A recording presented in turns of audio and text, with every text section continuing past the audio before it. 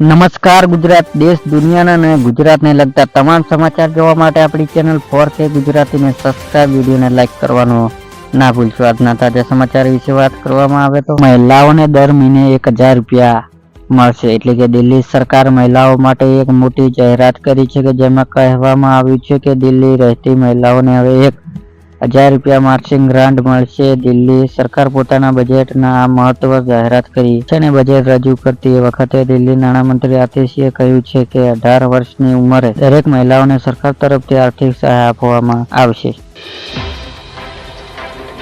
PM Kisan Samman Nidhi યોજનાનો 2000નો 16મો હપ્તો ફેબ્રુઆરી 2024ના રોજ ખેડૂતના ખાતામાં ટ્રાન્સફર કરવામાં આવ્યો છે અને પીએમ કિસાન યોજના હેઠળ આપવામાં આવેલી દરેક હપ્તા 4 મહિનાની અંતર સાથે ચૂકવવામાં આવે છે। જે મુજબ 16મો હપ્તો હવે 16 ફેબ્રુઆરી 2024ના રોજ ખેડૂતના ખાતામાં ટ્રાન્સફર કરવામાં આવ્યો છે। કૃષિ અને ખેડૂત કલ્યાણ વિભાગ દ્વારા પ્રાપ્ત અહેવાલ મુજબ લાખો ખેડૂતોને પીએમ કિસાન યોજના હેઠળ બહાર પાડવામાં આવેલો 15મો અને 16મો હપ્તો મેળવવા વંચિત છે, જેને મુખ્ય કારણ કેવાયસી વેરીફાઈ અને જમીન સંબંધી તમામ દસ્તાવેજો છે અને આ સ્થિતિમાં તમે કૃષિ કેન્દ્ર પાસેથી મદદ મેળવી છો અને સંબંધિત ભૂલો સુધારી લો છો તો તમારા ખાતામાં એક સાથે 2 હપ્તા એટલે કે 15મો અને 16મો હપ્તો જમા કરવામાં આવે છે।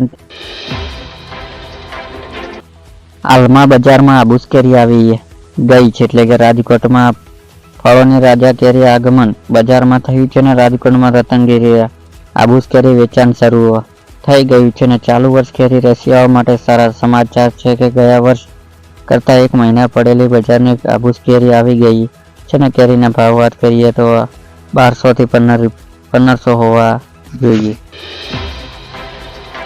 મહેસાણા જિલ્લામાં માવઠાના કારણે 80% નુકસાન થયું છે અને મહેસાણા જિલ્લામાં માવઠાના પાકને નુકસાન થયું છે, જેમાં દિત્રોજપુરા ગામના સંદેશ ન્યૂઝ ગ્રાઉન્ડ ઝીરો રિપોર્ટ સામે આવે છે કે તેમાં કમોસમી વરસાદના માવઠાના કારણે ખેડૂતને માંદી દશા છે અને ઘઉં ઊભો પાક બરબાદ થઈ ગયો છે અને તેમજ માવઠાના પાકને 80% નુકસાન થયું છે।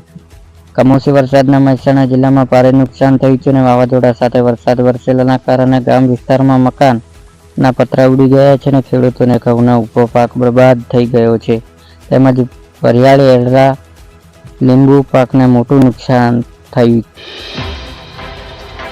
કપાસનો ભાવ 1200 થી 1 થશે, એટલે કે ગુજરાતમાં કપાસનો ભાવ ધીમે ધીમે મક્કમ સુધારી રહ્યો છે અને આંતરરાષ્ટ્રીય બજારમાં કપાસનો ભાવ સતત વધારો થઈ રહ્યો છે। ગુજરાતમાં કપાસનું ઉત્પાદન નંબર 1 રાજ્યમાં 25 થી 26 લાખ હેક્ટર વાવેતર કરતા કપાસનો હવે આવક રહી નથી, જે ખેડૂતને સ્ટોક કરી રાખ્યો છે અને કમાણી કરી રહ્યા છે।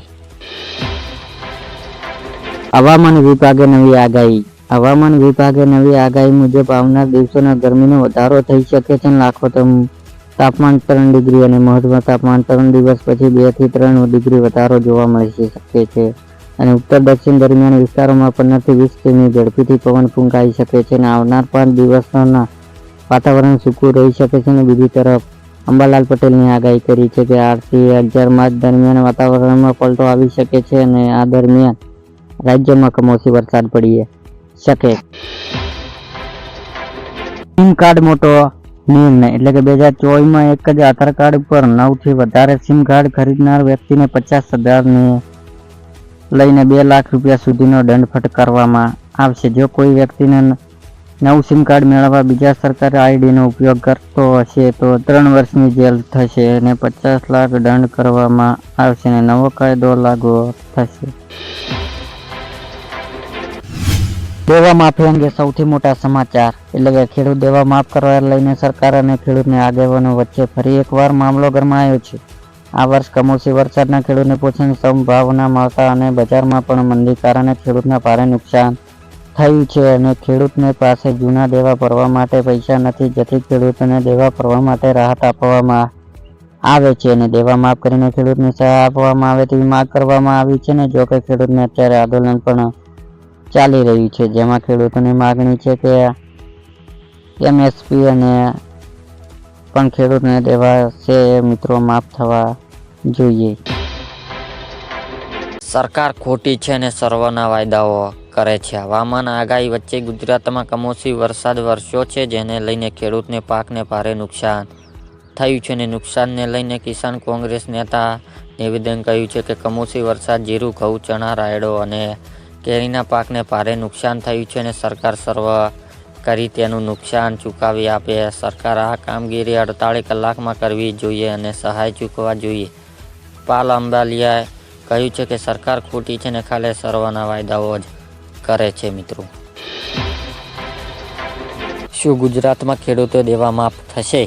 ગુજરાતમાં ખેડૂત દેવા ડૂબેલા છે ને ખેડૂતોએ 1 લાખ રૂપિયા કરોડ પણ વધારે રૂપિયા લોન લીધેલી છે ને ગુજરાતમાં 4751 ખેડૂતને લોન લીધેલી છે. દેશના ખેડૂતોની વાત કરીએ તો દેશના 16 કરોડ ખેડૂત પર 21 લાખ કરોડ રૂપિયા દેવો. દેશમાંથી સૌથી વધારે દેવું રાજસ્થાનમાં ખેડૂતો માથે છે અને રાજસ્થાનમાં 99.97 લાખ ખેડૂતોએ 139 લાખ કરોડ પણ વધારે લોન લીધેલી છે અને ખેડૂતોને લોન આપવા ખાનગી અને જાહેરાત ક્ષેત્ર બેંકો સાથે આગળ છે અને આખા ગુજરાતમાં ખેડૂતને દેવું 90.895 કરોડ રૂપિયા છે ને જેમાં 34,000 ખેડૂત સમાવેશ થાય છે. જ્યારે સરકાર 20 થી 25 ઉદ્યોગપતિ 8 લાખ કરોડ દેવા ભાજપ સરકાર માફ કરશે તે ખેડૂતે કેમ નહીં દેવું માફ થયું જોઈએ. ઘણી વખત ખેડૂતને દ્વારા અને કિસાન સદ્ધર સમિતિ દ્વારા લોકસભાની ચૂંટણી પહેલાં કંઈક પાર્ટી ખેડૂતને સાથે આપશે અને ખેડૂતને દેવું માફ કરશે. તો મિત્રો, તમારે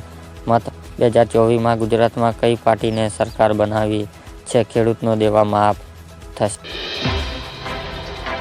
રિક્ષા ખરીદવા 48,000ની સહાય. રિક્ષા ખરીદવા માટે મળશે 48,000ની સહાય. ઇલેક્ટ્રિક વાહન સહાય યોજના, જેમાં પેટ્રોલ અને બચત અને પર્યાવરણને પ્રદૂષણ ના થાય અને તેના બચાવ થાય તે માટે રાજ્ય સરકાર દ્વારા બેટરી સંચાલિત ઇલેક્ટ્રિક વાહન ખરીદવા માટે સબસિડી આપવામાં આવે છે અને ગુજરાત દ્વારા આર્યન અને બેટરી સંચાલિત માટે 3 ચક્રીય વાહન માટે સબસિડી રૂપિયા 48,000 આપવામાં આવી રહે છે અને રિક્ષા ચાલક મહિલાઓને સહાય, યુવાન વર્ગ, સ્ટાફ, અનુચિત જાતિ અને અનુજનજાતિ અને બિન અન્નમતા આર્થિક પછાત વર્ગ લોકોને પ્રાથમિક આપવામાં આવે છે અને આ લાભ મળી શકે છે.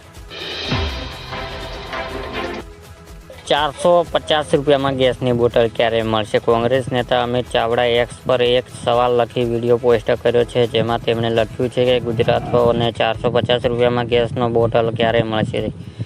તેમણે ડબલ એન્જિન સરકાર, પીએમ નરેન્દ્ર મોદી અને સીએમ ભૂપેન્દ્ર પટેલ પાસેથી આ સવાલનો જવાબ માંગ્યો છે. તમને શું લાગે છે, આ સવાલનો જવાબ ક્યારે મળશે? તો કમેન્ટમાં જરૂર જણાવજો. ખેડૂતોને આ યોજના પૈસા ડબલ. સરકાર દ્વારા ખેડૂત માટે કિસાન વિકાસ પત્ર યોજના શરૂ કરી છે. ખેડૂતોએ આ યોજના રોકાણ કરવાનું છે અને આમાં ખેડૂતો માત્ર ખાતરપૂર્વક મળતર જ નહીં પરંતુ ગમના પૈસા પણ મળી શકે છે. આ યોજના હેઠળ ખેડૂતને રોકાણ પર 7.5% વ્યાજવા મળશે અને આવી સ્થિતિમાં ખેડૂતોને પૈસા જે 120 મહિનામાં ડબલ થઈ જતા હતા તે 115 મહિનામાં ડબલ થઈ જશે. આ યોજનામાં લઘુત્તમ 10,000 રૂપિયાનું રોકાણ કરવું પડશે. પોસ્ટ ઓફિસ જઈને ફોર્મ ભરવાનું રહેશે. મિત્રો, ખેડૂતો રેલ રોક આંદોલન કરશે. તો ખેડૂતને પોતાની માગણી લઈને ઘણા દિવસો આંદોલન કરી રહ્યા છે. તો સરકાર સાથેની બેઠકો અંત પણ કોઈને રસ્તો નીકળ્યો ન હોવાથી હવે સરકાર સામે ખેડૂતે બાયો ચડાવી છે અને ખેડૂતને નેતા સર્વસિંહ પટેલ જાહેરાત કરી છે કે 6 માર્ચ દિલ્હી તરફ કૂચ કરશે અને તેઓ દિલ્હી જવા માટે ટ્રેન અને બસોનો ઉપયોગ કરશે. 10 માર્ચ બપોરે 12 થી 4 વાગ્યા સુધી આખા ભારત રેલ રોક આંદોલન કરવામાં આવશે.